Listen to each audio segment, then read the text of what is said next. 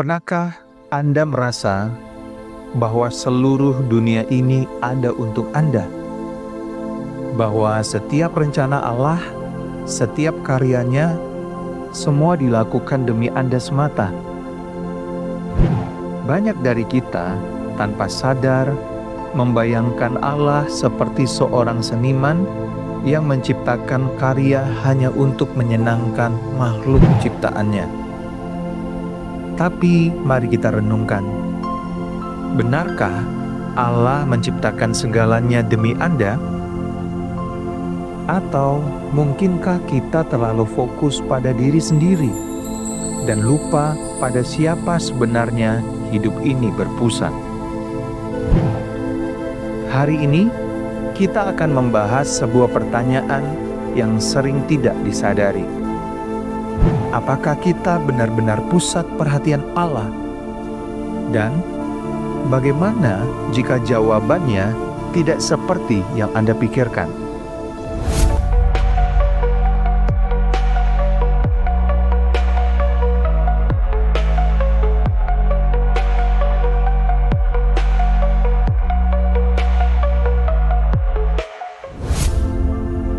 Pertama-tama, mari kita sepakati satu hal.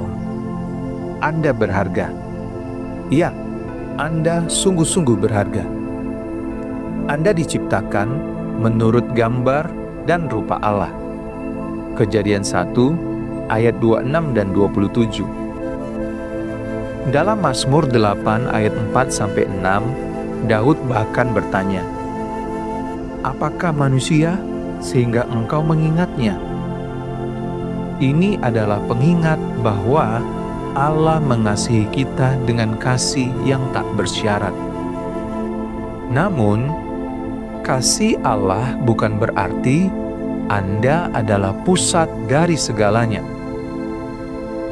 Bahkan, Alkitab mengajarkan bahwa Allah menciptakan segala sesuatu untuk kemuliaan-Nya, bukan untuk kepentingan kita semata.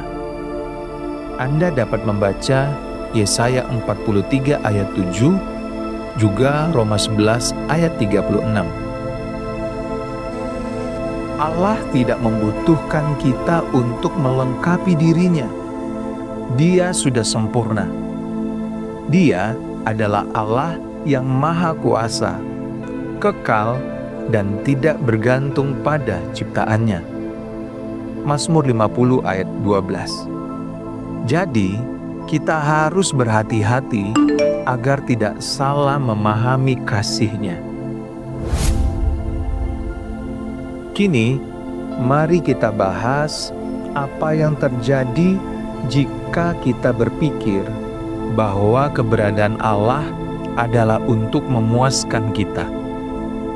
Sikap ini sering disebut sebagai overconfidence rohani. Apa dampaknya? Pertama, penyimpangan teologis.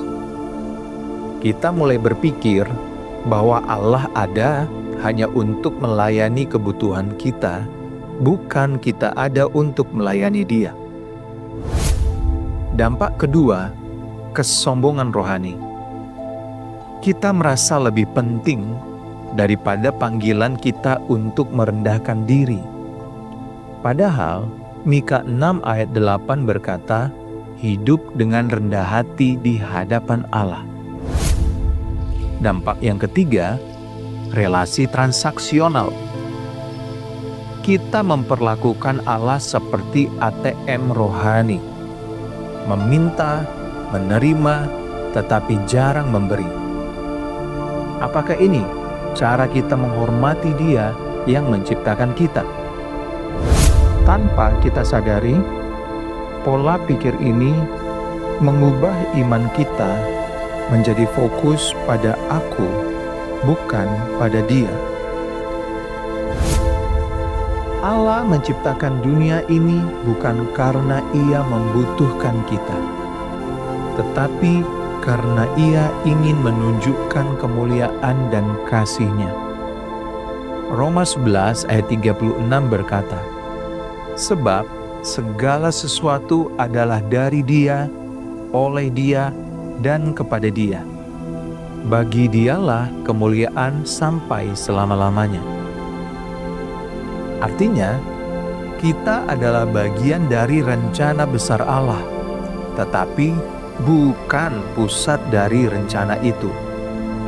Ketika kita menyadari hal ini, kita mulai melihat bahwa hidup kita bukanlah tentang apa yang bisa Allah lakukan untuk saya, tetapi bagaimana saya bisa memuliakan Allah. Segala sesuatu yang kita miliki, termasuk kasih Allah, adalah sebuah anugerah. Bukan karena kita pantas, tetapi karena Dia murah hati. Efesus 2 ayat 8-9 mengingatkan bahwa keselamatan kita adalah pemberian, bukan hasil usaha kita. Sebab karena kasih karunia, kamu diselamatkan oleh iman. Itu bukan hasil usahamu, tetapi pemberian Allah. Itu bukan hasil pekerjaanmu. Jangan ada orang yang memegahkan diri.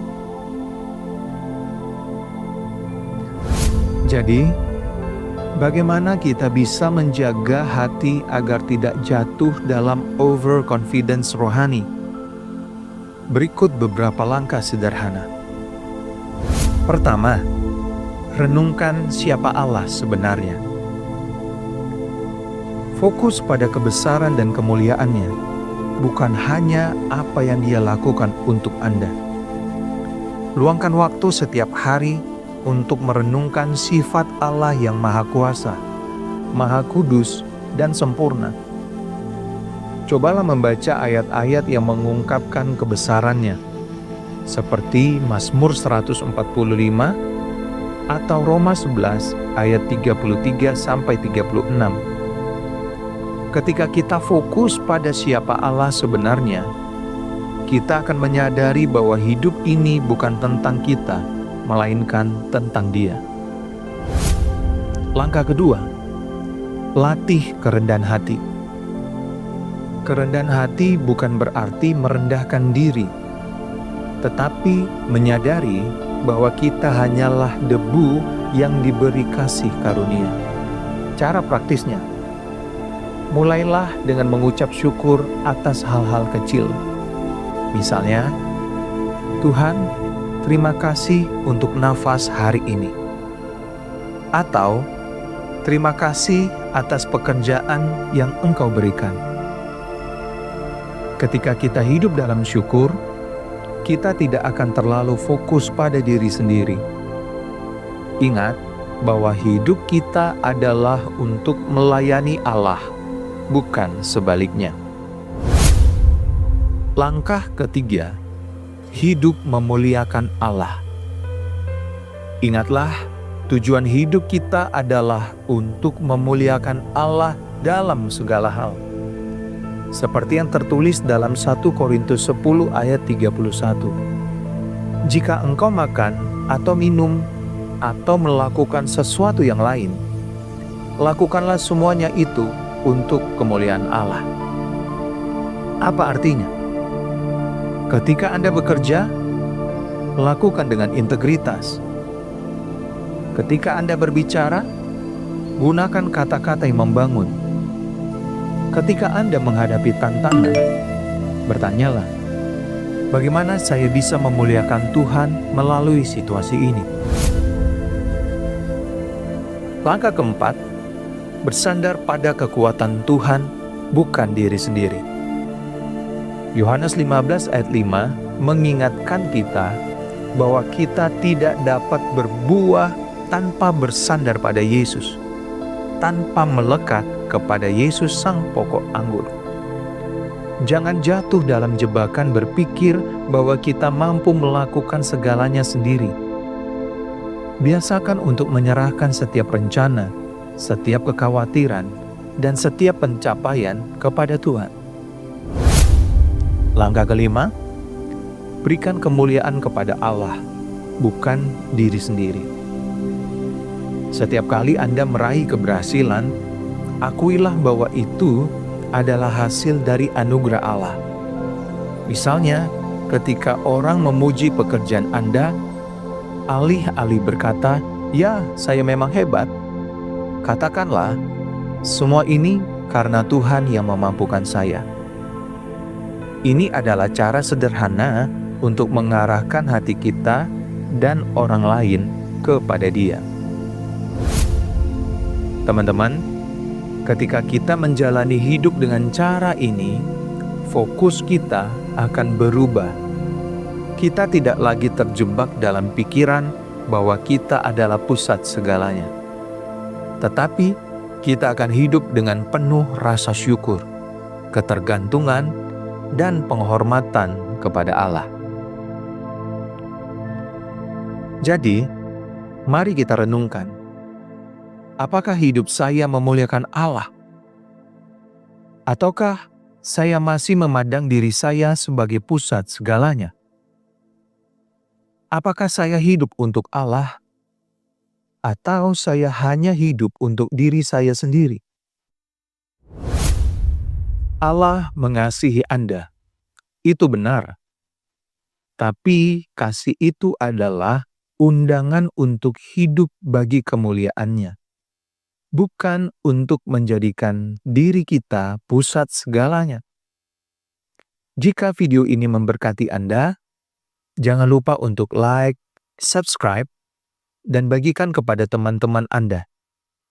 Dan tulis di kolom komentar, apa arti kasih Allah bagi Anda? Apakah ada hal dalam hidup Anda yang perlu diubah agar fokus pada Allah, bukan pada diri sendiri? Saya ingin mendengar pendapat Anda dan berdiskusi bersama. Sampai jumpa di video berikutnya hanya di Pintu Berkat Channel. Tuhan Yesus memberkati.